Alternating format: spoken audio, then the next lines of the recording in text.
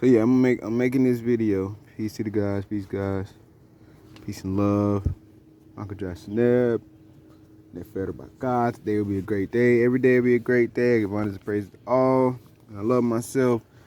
So I noticed in my chart that I have for all you astrology buffs that are interested in studying people's charts and reading people's charts, things like that, like myself. Of course, this video is for me in general. But I have zero debilitations or weaknesses in my chart. No debilitations and no detriments. Now in astrology, you got your phone? Did you bring your phone out here? Shit. I can go get it. Yeah, bring your phone. Bring your phone. So in astrology, when a planet is in its detriment, see right here, for example, Jupiter. When a planet is in its detriment, it's basically like being away from home. You see? Come on, mosquitoes. Okay. So think about it, right? Leo's at home. This is when it's not the strongest right here. Right? That shouldn't say strongest. Exalted is when it's the strongest. But Leo's at home in the sun position. You see? Excuse me. Yeah. The sun is at home in the Leo position. The moon is at home in the Cancer position. At home. Like if you playing a sport, you got a home game and an away game. You see? The detriment in astrology is like being away from home, being at your 180 degrees away from home. Yeah, there we go. Astrology is a wheel 360 degrees. So if you're 180 degrees away from home, you're going to be in the detriment. You see? You got home detriment. Now, aside from the home and the detriment, we have the exalted and the debilitated. You see? When a planet is exalted, it's at its strongest. So that shouldn't say strongest right there. All right, we're gonna ignore this part. When something is exalted, it's in its strongest. When it's debilitated, when it's in its fall or debilitated, it's the weakest. So this is comfortable. Being at home is comfortable. Being in detriment is uncomfortable. Being exalted is the strongest, and being debilitated is the weakest. Okay, and we got it with every planet. The moon is at home in Cancer, exalted in Taurus, debilitated in Scorpio, and at detriment in Capricorn. Sun is at home in Leo, exalted in Aries, debilitated in Libra, and a detriment in Aquarius. Hey, on this chart, I probably should have brought the pen, but at home is not the strongest. Exalted is the strongest. Home is where it's the most comfortable, and exalted is where it's the strongest. Okay, and that would make sense. Yeah. When you hear the word exalted. Yeah, exalted means uplifted and up high. So then we got the Venus. Venus is at home in Taurus and Libra because, of course, Taurus and Libra are ruled by Venus, which would mean the detriment is Scorpio and Aries. You see? Venus is the strongest in Pisces and the weakest in Virgo. We got Mars at home. Mars is Aries. Mars rules Aries and Scorpio. So in its weakest, it would be Libra and Taurus, which is the opposite of Venus, of course. And then Mars is exalted in Capricorn and debilitated in Cancer, or strong in Capricorn, weak in Cancer. Then you got Jupiter. Jupiter rules Sagittarius and Pisces, which would mean it's the opposite would be Gemini and Virgo. It's exalted in Cancer and is debilitated in Capricorn. You got Saturn, which rules Capricorn and Aquarius. And the opposite of that would be Cancer and Leo. Saturn is exalted in Libra and debilitated in Aries. Now Uranus, Neptune, and Pluto, we really don't focus too much on exaltations on those planets in astrology, if I recall correctly. However, they do exist. And Uranus rules Aquarius. Let's keep. Neptune rules Pisces. Pluto rules Scorpio. So it's at home, it's the most comfortable there. Y'all get the pattern. I ain't got to explain all of it. We got the North Node and the South Node.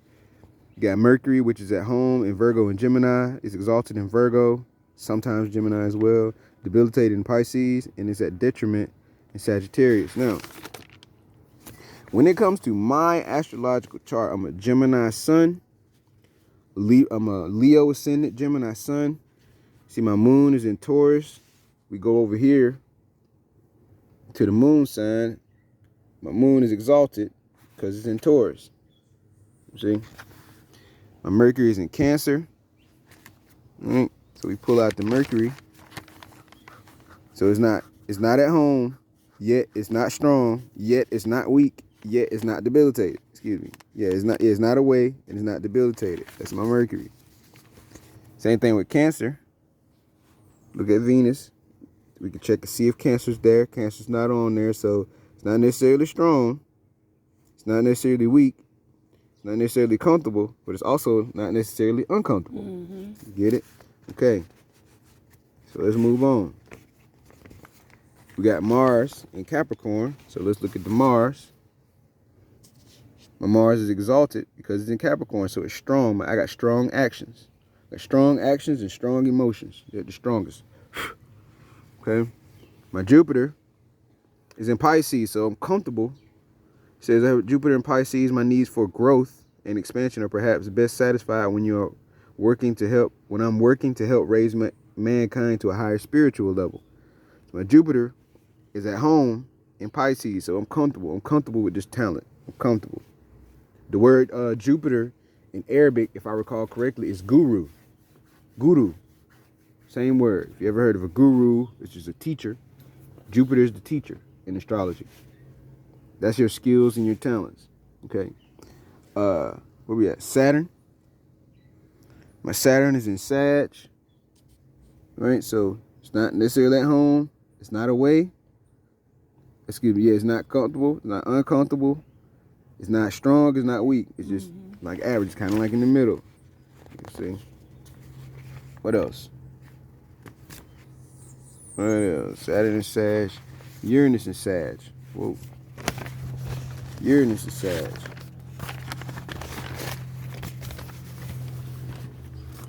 So we got Uranus and Sagittarius. Right there. Uranus and Sagittarius. No Sag are the same thing. Same thing. No strength, no weaknesses. Not comfortable, not uncomfortable. We got Neptune and Capricorn. Okay, there's one right there. Neptune in retrograde Capricorn. See, Neptune is at home in Pisces. Exalted in Leo and or Cancer. The fall is Aquarius and or Capricorn. Detriment Virgo. So I would have to pull up Neptune to Capricorn because like I said earlier, we usually don't focus on exaltations and debilitations when it comes to the bigger planets. Right. Specifically Neptune, Uranus, Pluto, just specifically those three. So this is the first time I've ever seen the Aquarius and or Capricorn, the Leo and or Cancer. Yeah, that's the first time I've ever seen exactly because of that thought process. Mm-hmm. So that's why I put in or.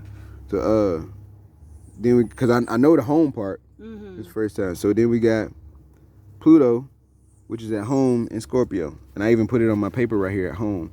Notice how detailed I made this thing. All right, I went on Microsoft Word. See, I put Pluto. I got the symbol right here. Yes, sir. For each planet. I got the symbol. I got the exact degree, minute, and second. That's degrees, minutes, and seconds. Then I got the RX, which is retrograde, not prescription. Okay. Yeah, and got retrograde, Scorpio. Then I got the sign for Scorpio. And then I got at home. See? Yeah, it's at home. Okay, So I color coded everything.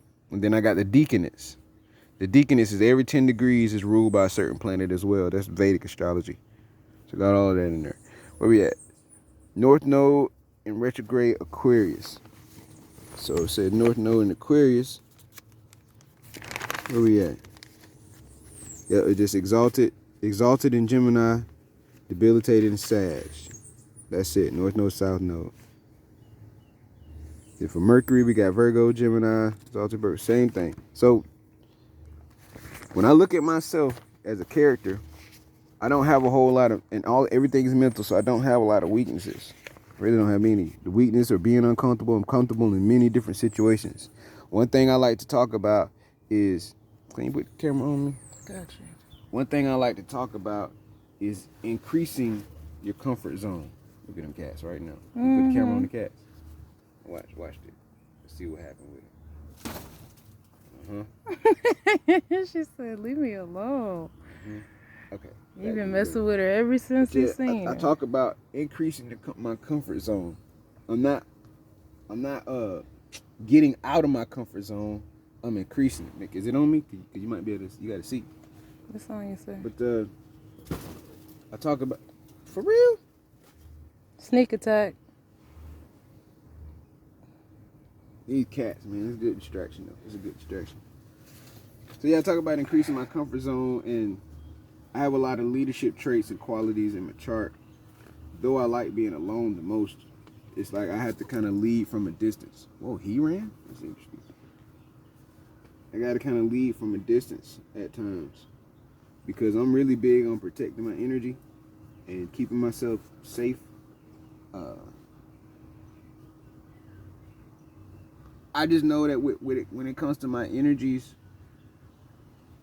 because I don't have the debilitations or the uncomfortabilities that other people may have, I have a certain responsibility and duty in life, and it's to help people, help myself, of course, because it's really just all me, but to help people understand the truth, see the truth, and give people as much clarity as possible, to give myself as much clarity and transparency as possible. And I feel like that's, like I said, one of my responsibilities. I don't necessarily, I'm not able to come up with the same excuses that other people may have because I don't have the same mental issues. Like, there is a such thing as mental disorders. That's a real thing. And you can tell when a person has a mental disorder because you can look at the macro of how organized a person is. Not every man is structured and orderly. Some of them messy as fuck. Not every woman is structured and orderly. Some of them messy as fuck. However, if you're a messy person, that proves that you have a disorder in your mind. There's something in you and of you that's not in order. It's not structured. There's something wrong. So you need to figure out, hey, what do I need to do to keep my mind clean and organized? What do I need to do? Because clearly there's some kind of issue. It could be something in your chart. It could be a trauma. It could be anything. But you got to figure out, hey, you got to know the pattern of, as long as I keep everything around me clean, as long as I practice feng shui, keeping my environment, look, pan around the environment right here. As long as I keep my environment clean and structured and organized, then I don't have mental disorders. Part of what y'all see, it ain't just necessarily my choice, because I would have this thing clean as fuck, even down to the what else called conch shells, even down to the conch shells. I make things beautiful. My mind is beautiful. I have a beautiful mind. I watched that movie too. There's a movie called Beautiful Mind. I have a beautiful mind. I'm a beautiful person, beautiful being with a beautiful mind. And I spread that energy and express that energy to any and all things. I like seeing beauty. I love aesthetics. I'm a Leo ascendant, so I love aesthetics and things that look good. My Venus is in Cancer, so when it comes to my home environment, I'm very passionate about how it looks and how it operates.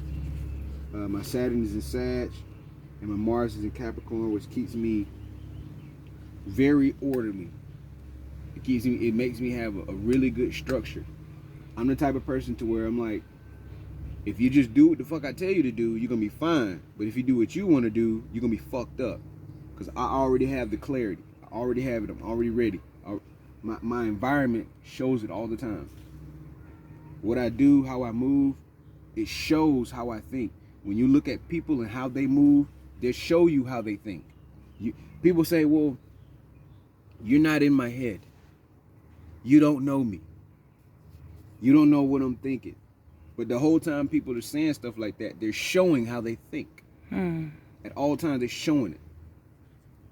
I think, hey, if you go to a place, it needs to be cleaner than how you found it.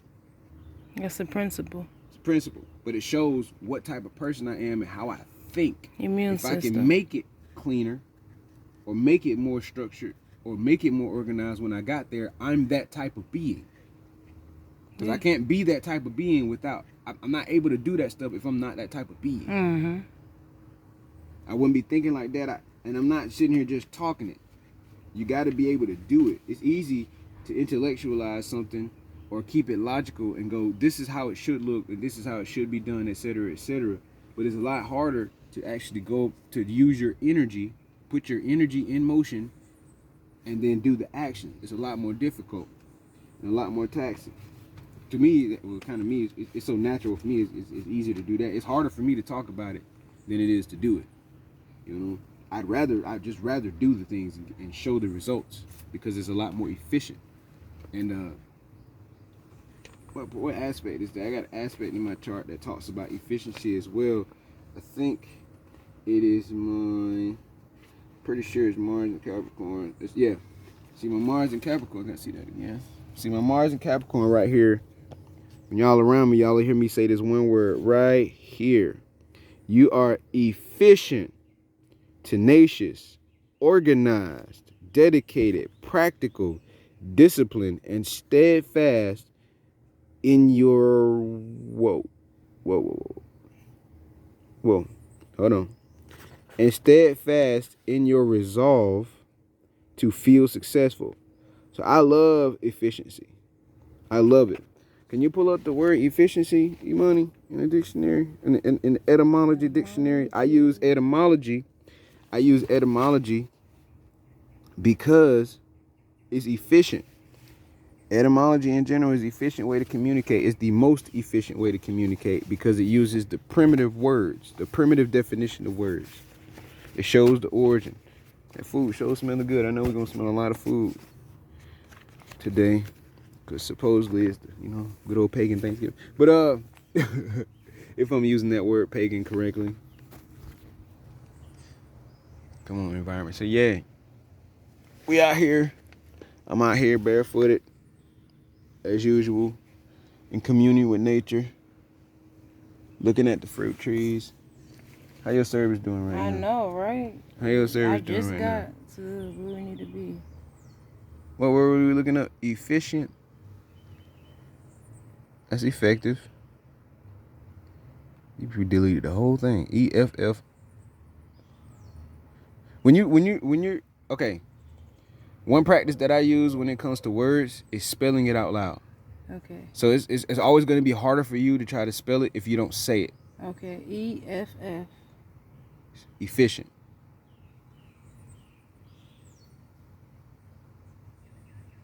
Keep going. Can you tell me how to spell it? Yeah. EFFI. I. C. C. I. E. N. T. So now you understand why it's harder for you to spell, because you're not practicing saying it. You got to say the word so you can spell it. You got to keep saying it. If you just try to keep it in your mind and memorize it, it's always going to be harder. Just like a phone number. Just like a phone number. If you just go, let me look at these numbers and then try to put it in my phone, and it's 10 numbers, you're not going to remember it. You're going to have to keep looking back and forth. But if you say the number, then you're going to remember saying it. Because you felt the vibrations. You're not putting any vibrations out if you doing it that way. If you're just trying to remember it through the sound. Use other senses. Yeah, you're not using as many senses as you could. Right. Because if you only, I said it yesterday. Many, right? Multiple. Because you're using from different angles. You can touch food, you can taste food, you can smell food, you can hear it cooking if it's popping. You're using more senses to understand it. Right. So that's where your struggle. That's where part of your struggle is. Anyway, efficient is adjective, late 14th century, making, producing immediate effect, active, effective, effective, efficient, producing, active. Let me see, present participle of efficere, which means to work out, to accomplish. You see that? Meaning productive and skilled is from 1787. You see? So I'm efficient. I like getting really good concrete results with anything. So I have certain practices, I have certain practices about me that make me efficient. There's certain things that I've learned, there's certain things that I've done that help me practice efficiency. Yeah. So so what I noticed with you, we're gonna switch this over to the money right here. Peace and love.